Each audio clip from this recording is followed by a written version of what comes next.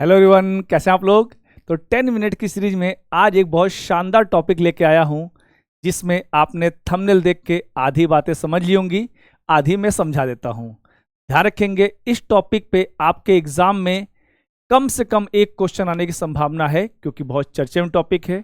और आप देख रहे हैं रिसेंट में कई सारे एग्जाम होने वाले हैं, चाहे वो केवीएस का हो, एनवीएस का हो, या फिर यूपी में एलटी ग्रेड होने वाला है। तो इन सभी में पूछे जाने की संभावना है। जैसा कि आपने देख लिया होगा कि अमेरिका ने हम पे 50% का टैरिफ लगा दिया था, ठीक है। उसके बाद भी भारत की जीडीपी ने इतना शानदार प्रदर्शन किया है कि अमेरिकी हक्के बक्के रह गए, खासकर वहां के राष्ट्रपति, जिनको कैसे चुन लिया गया वो दुनिया ही जानती है, ठीक है, डोनाल्ड ट्रंप।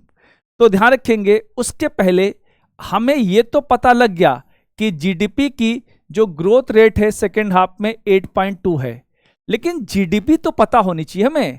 तो यहां पर क्लास बनाने का पर्पस केवल व्यू नहीं है, आपको एक शानदार नॉलेज देना है ताकि बातें आप समझ भी पाएं और क्वेश्चन का आंसर भी कर पाएं।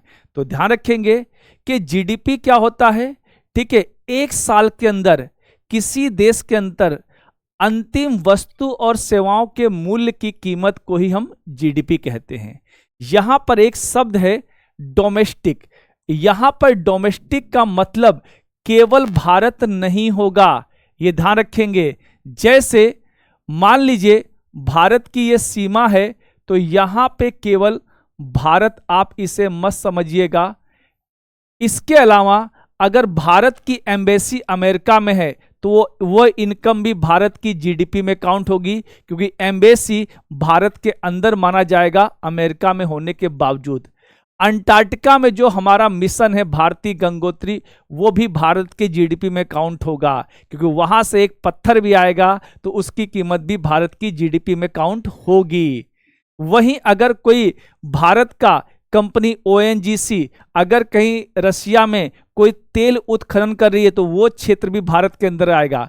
कोई जहाज समुद्र में चल रहा है वो भारत के क्षेत्र में। तो इस डोमेस्टिक का मतलब समझिए।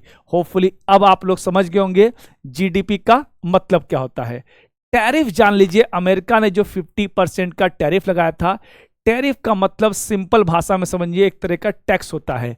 मान लीजिए भारत का सामान 100 रुपए में जा रहा है यूएस, लेकिन अमेरिका नहीं चाहता कि भारत का सामान अमेरिका में आए, क्योंकि ये 100 रुपए में पहुंचकर यहां बहुत डिमांड है। तो इस पे यूएस ने क्या किया, 50% का टैक्स लगा दिया। तो अब ये हो गया 150 का जाएगा। अब वो महंगे दाम पे जाएगा। वही चीजें, जो चीज एक्चुअल ये पेन अगर 10 रुपए का है, यही पेन आपको 15 का मिले बिना किसी बात के, तो आप इससे लेने से डीमोटिवेट हो गए। जैसे महंगाई बढ़ती है, इन्फ्लेशन बढ़ता है, तो चीजें महंगी हो जाती है तो हम खरीदते नहीं। जैसे अभी फिर टमाटर का मैं एग्जांपल लूंगा, महंगे हो रखे हैं टमाटर, 50, 60, 70, 80 रुपए किलो चले गए हैं, तो अब हमने क्वांटिटी कम कर दी है। तो टैरिफ का पर्पस होता है, एक तरह का टैक्स होता है जिससे बिजनेस को डीमोटिवेट किया जा सके। एक चीज जान लीजिए, जीडीपी के आंकड़े कौन जारी करता है, तो एनएसओ, राष्ट्रीय सांख्यिकी कार्यालय।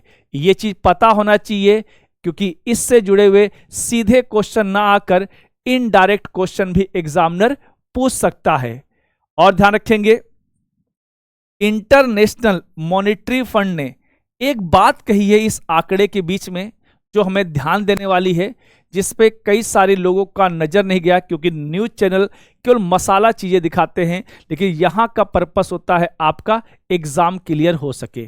तो यहां पर आईएमएफ ने बोला है कि जो भारत के राष्ट्रीय खाते के जो आंकड़े हैं वो सही नहीं है, जो जीडीपी के आंकड़े दिए गए हैं, क्योंकि वो A B C D category में रखते हैं।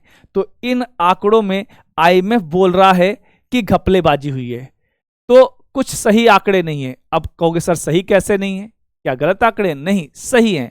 बस क्योंकि हमारा जो जीडीपी की भी गणना होती है, उसका जो बेस ईयर है, बेस ईयर जो है वो है वर्ष 2011-12, ठीक है। और अभी चल रहा है 2025-26 आने वाला है। तो कह रहे इतने पुराने आंकड़ों के अनुसार लिए गए हैं, इसलिए ग्रोथ दिखाई पड़ रही है। इसीलिए भारत सरकार ने देखा होगा कि हमने अपना जीडीपी का बेस ईयर चेंज कर दिया है, जो अगले साल से स्टार्ट हो जाएगा 2022-23। अगर इसकी जानकारी ना हो तो इसी चैनल पे जाकर आप वीडियो सेक्शन में देखिए, मैंने एक जीडीपी की वीडियो बनाई है। आपको उससे बहुत सारी जानकारी मिलेगी कि उसका बेस ईयर क्या चेंज किया गया है, कब से लागू होगा, उस समिति के अध्यक्ष कौन है, उसमें कितने सदस्य हैं, वहां पे जाके उस वीडियो को आप देख सकते हैं। तो आपसे काम की बात क्या है, इसमें बोला गया है आईएमएफ द्वारा कि जो भारत के जीडीपी के आंकड़े हैं वो अच्छे नहीं है, सही नहीं है, सही से डाटा नहीं लिया गया है, पुराने हैं। ठीक है, अब देखते हैं अभी जो आंकड़े आए हैं सेकेंड क्वार्टर के आए हैं। अब ये सेकेंड क्वार्टर कब आएगा इसमें, ठीक है, जुलाई से सितंबर में। इसमें जो आया है वो है 8.2, ये आपको याद होना चाहिए। ठीक है, और ये भी किस पे, रियल जीडीपी के आधार पे है। आपको पढ़ाया था मैंने, जीडीपी दो आधार पे होती है, जो बेस ईयर पे होती है उसे बोलते हैं रियल जीडीपी, और जो मार्केट कीमतों के आधार पे होती है उसे बोलते हैं नॉमिनल जीडीपी। जैसे टमाटर अगर अभी हम खरीदें तो कितने का पड़ेगा, वो टमाटर मान लीजिए 70 रुपये किलो चल रहा 80 में, तो हमारी जीडीपी का साइज बड़ा दिखाई पड़ेगा। तो नॉमिनल जीडीपी हमेशा बड़ी दिखाई पड़ती है, रियल जीडीपी हमेशा छोटी होती है, लेकिन रियल ही अच्छी होती है।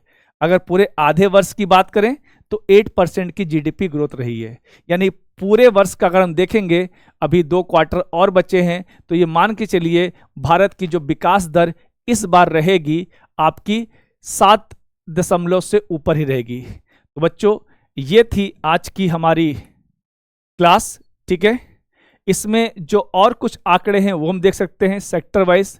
जैसे सेकेंडरी सेक्टर ने 8.1 की ग्रोथ की है, मैन्युफैक्चरिंग ने 9.1 की है, निर्माण ने 7.2 की है, सेवा क्षेत्र ने 9.2 की है, रियल इस्टेट 10.2 और कृषि 3.5। तो इसमें पूछ सकता है इस क्वार्टर में सबसे ज्यादा किसने की है, वो की है रियल इस्टेट और वित्त ने। तो ये आंकड़े आपको ध्यान होने चाहिए, यहां से क्वेश्चन आपके लिए बनेंगे।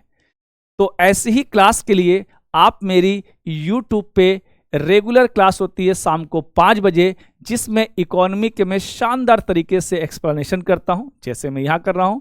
तो और अच्छे से इकोनॉमी को समझने के लिए, क्योंकि इकोनॉमी जहां जहां आ रही है उसको इग्नोर करके सफलता पाना मुश्किल है, इसलिए उस क्लास में शाम को 5 बजे जुड़ना बिल्कुल ना भूलें। और हमारे ऐप पर अगर जुड़ना हो आप, तो RG विक्रमजीत ऐप आप ऑफिशियल आप गूगल प्ले स्टोर से डाउनलोड कर सकते हैं या एप्पल स्टोर से।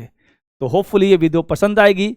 आप लोग अधिक से अधिक इसको लाइक, शेयर एंड सब्सक्राइब कीजिए, ताकि ये वीडियो अधिक से अधिक लोगों तक पहुंचे और लोग इसका बेनिफिट ले पाएं। थैंक यू, धन्यवाद।